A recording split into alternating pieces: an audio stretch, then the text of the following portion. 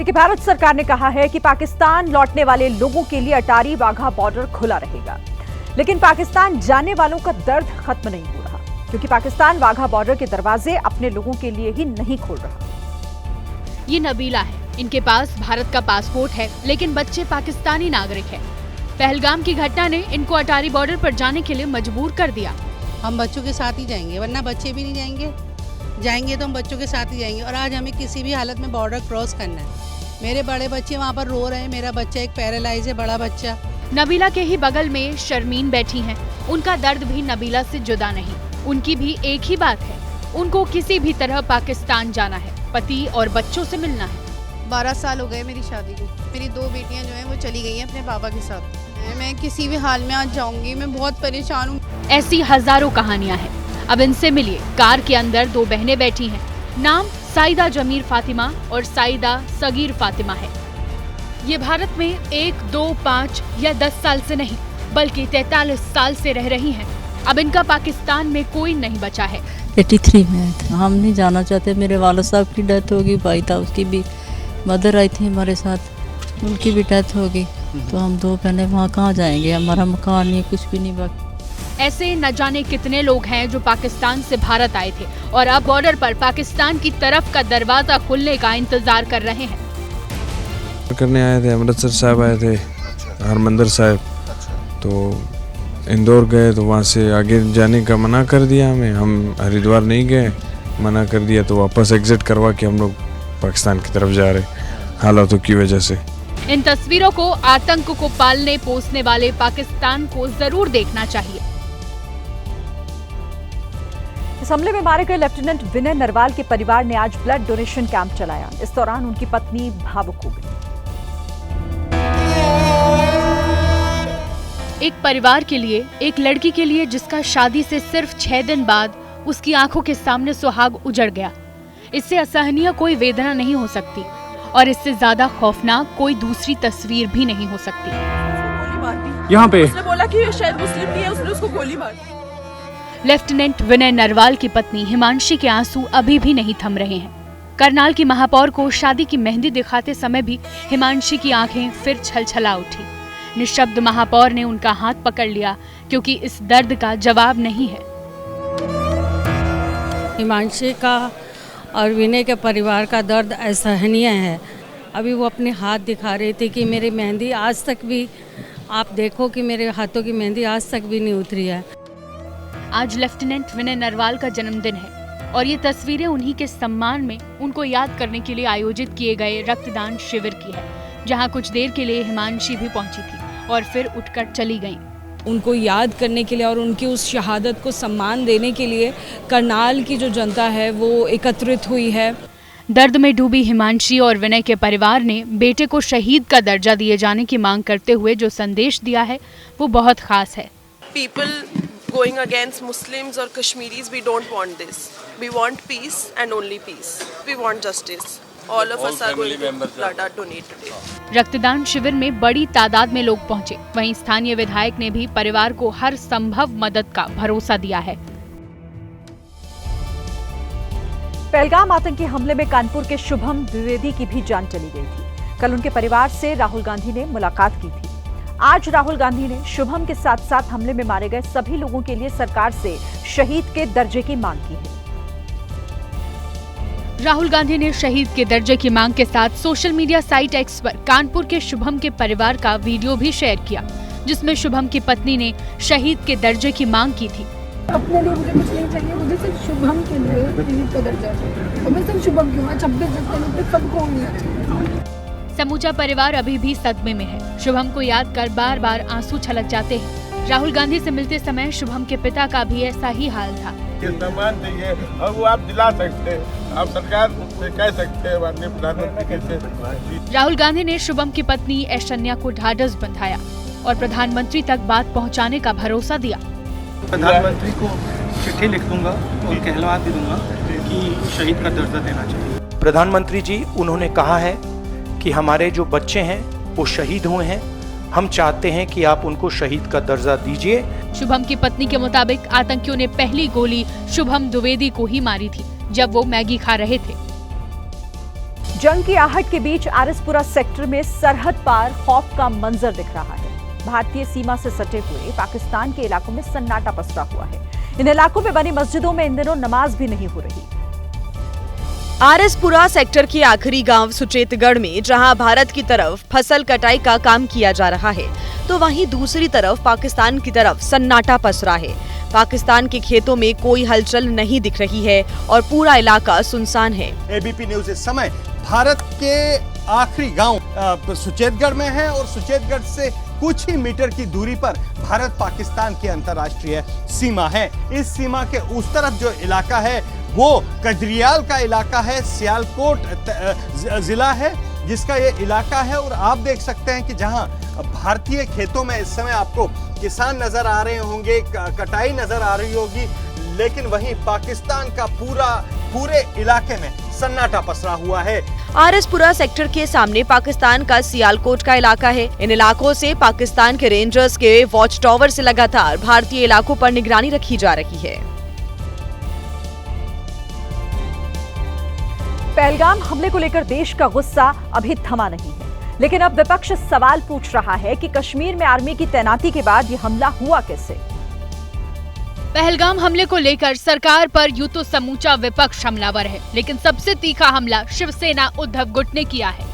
Army को free hand तो कश्मीर में भी था ना, फिर भी हमला हुआ है।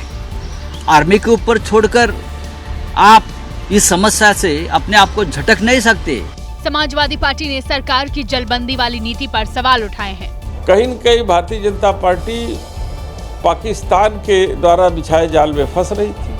कांग्रेस सरकार पर पहलगाम से ध्यान भटकाने की साजिश का आरोप लगा रही है। पहलगाम में आतंकी हमले के बाद, नरसंहार के बाद देश के लोगों का जबरदस्त दबाव है। पहलगाम हमले को 9 दिन हो चुके हैं, लेकिन सियासत थमने का नाम नहीं ले रही है। पूरा देश ये चाहता है कि पाकिस्तान को करारा जवाब दिया जाए।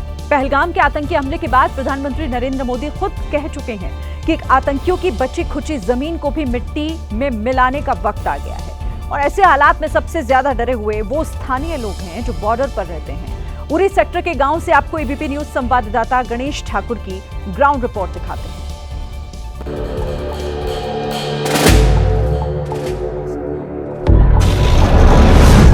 जंग छिड़ी तो क्या होगा, गोला बारूद चलना शुरू हुआ तो क्या होगा,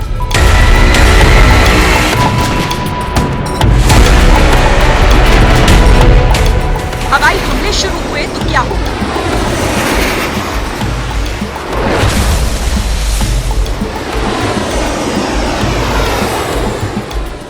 ये सच है कि पहलगाम में आतंकी हमले और 26 लोगों की हत्या के बाद हर देशवासी का खून खौल रहा है।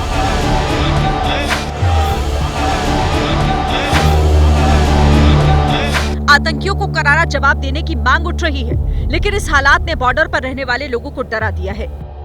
एबीपी न्यूज संवाददाता गणेश ठाकुर उरी सेक्टर के उस गांव में पहुंचे, जहां गोलियों की आवाज सुनते ही लोग बंकर की तरफ दौड़ पड़ते हैं। जिस जगह पर मैं खड़ा हूं ये एक बंकर है।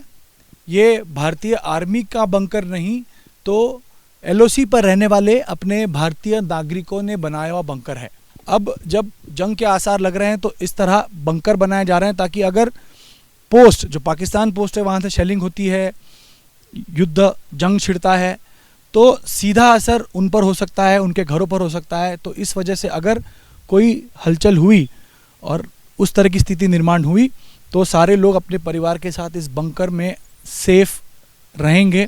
और इस तरह हर घर में, लगभग हर घर में उरी और एलओसी पर रहने वाले लोग बंकर बनाते हैं अपनी सेफ्टी के लिए। ये डर नया नहीं है। सीमा पर जब जब तनाव होता है, यहाँ रहने वाले लोगों की सांस फूलने लगती है, क्योंकि पीओके में दुश्मन देश की जो चौकियां हैं वो यहाँ से सीधे नजर आती हैं। तो ये बंकर बनाया है, क्या महसूस कर रहे हैं? जी हाँ बिल्कुल सर, जैसे कि कंडीशंस बनी हुई हैं इससे हमें बहुत डर है, क्योंकि हमने ऐसी कंडीशंस देखी हैं जब भी शेलिंग होती है हम पूरा असर हम पे पड़ता है, हमारे घरों पर कई बार लगता है आकर। उससे बचने के लिए सर हम थोड़ा सा ये बंकर बनाया है।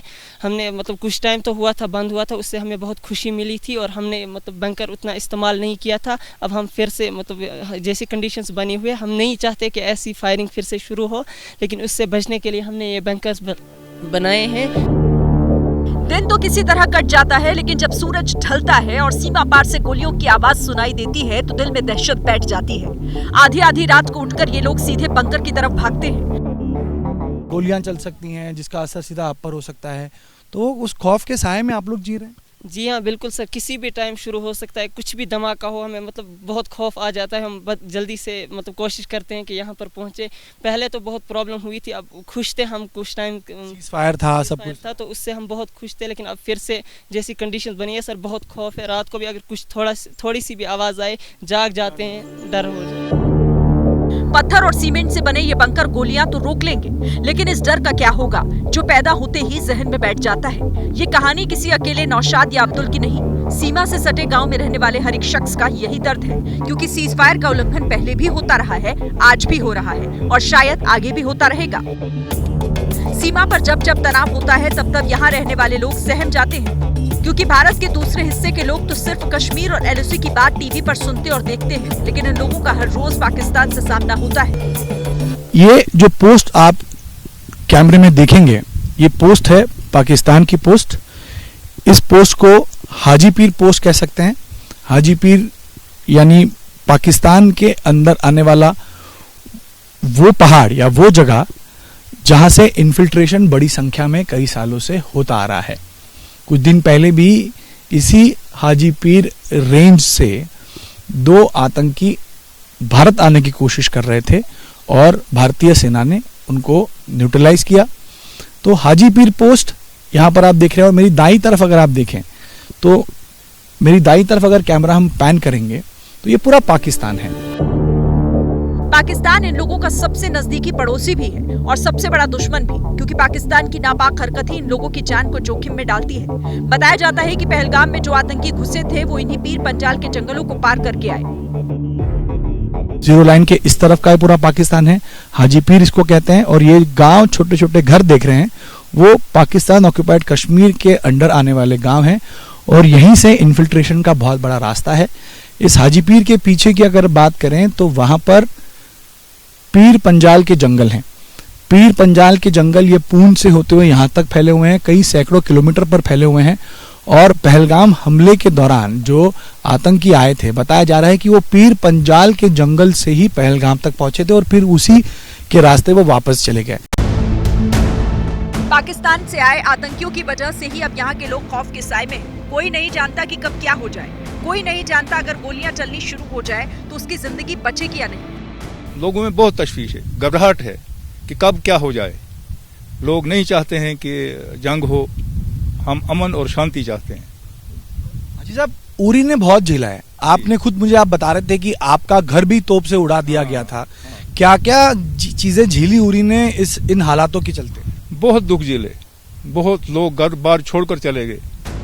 जंग कहने के लिए बड़ा छोटा शब्द है, लेकिन ये मायने क्या होते हैं इसे सुनकर ही यहाँ रहने वाले लोग सहम जाते हैं। आंखों में अजीब सा खौफ दिखता है। आप भी डर के साए में जी रहे हैं कि कब भी जंग, क्योंकि पहली मार तो आप पर पड़ेगी। डर के साए में जीता है। अब आप ये कहेंगे कि मैं जहनी तौर पर परेशान हूँ। मैं जाती बात करता हूँ, मुझे रात को नींद नहीं आती है कि कब क्या हो जाए। छोटे छोटे बच्चे हैं, घर में बैठे हैं, घर मुश्किल से बनाया है। युद्ध दुनिया के कई हिस्सों में हो चुका है, अब भी हो रहा है। युद्ध के मतलब हर कोई जानता है और सबसे ज्यादा ये लोग समझते हैं जो आए दिन गोलियों की आवाजें सुनते हैं, दहशत को सबसे करीब से महसूस करते हैं। जंग नहीं चाहते, जंग बर्बादी है। बातचीत से जो मसला हल होता है वो जंग से नहीं होता। जंग से नुकसान ही हो जाएगा, आदमी मरेंगे, लोग बेघर हो जाएंगे, परेशानी हो जाएगी। वो लोग नहीं चाहते हैं, अमन चाहते हैं। जिन लोगों ने अपनी जिंदगी बिता दी, डर उनके जहन में भी है, और जो लोग अपनी जिंदगी की शुरुआत कर रहे हैं, डर उन्हें भी लगता है। बॉम्ब चलते हुए सब देखा है, उसको महसूस किया है? हमने तो कुछ साल पहले देखा है, लेकिन हमसे जो हमारे बुजुर्ग वगैरह हैं उन्होंने बहुत झेला है। यहाँ पे बहुत शेलिंग होती थी, नुकसान होता था हमारे घर वालों को, और मकान वगैरह लाइफ का डैमेज होता था, तो बहुत ज़्यादा परेशानी होती है यहाँ पे। पाकिस्तान को जवाब तो देना है, आतंकियों को मिट्टी में तो मिलाना ही है, आतंक को पालने पोसने वालों को भी सबक सिखाना है। लेकिन क्या इसके लिए युद्ध ही एक रास्ता है, या इसका जवाब किसी और तरीके से भी दिया जा सकता है?